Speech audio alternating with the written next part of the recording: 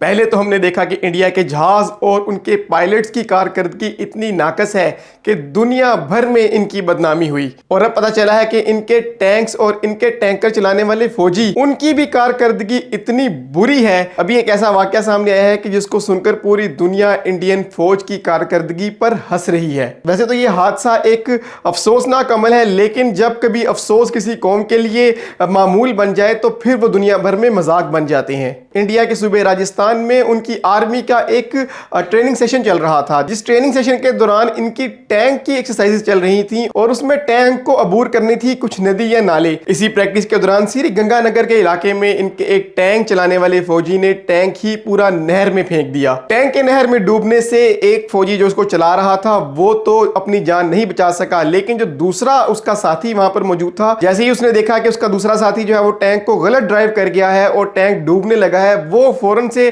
Tank का दरवाजा खोल के बाहर निकला और अपनी जान बचाकर भाग गया। लेकिन टैंक का दरवाजा खोल देने से टैंक में पानी भर गया और दूसरा फौजी जो अपनी सीट पर था वो अपने आप को नहीं बचा सका और वो उसी टैंकर में फंस के मर गया। टैंक और टैंक में मौजूद फंसे फौजी को नहर से निकालने में 7 से 8 घंटे का टाइम लगा। यहाँ पर इंडियन फोर्सेस के नौजवान और इसके अलावा डिजास्टर मैनेजमेंट कंपनी के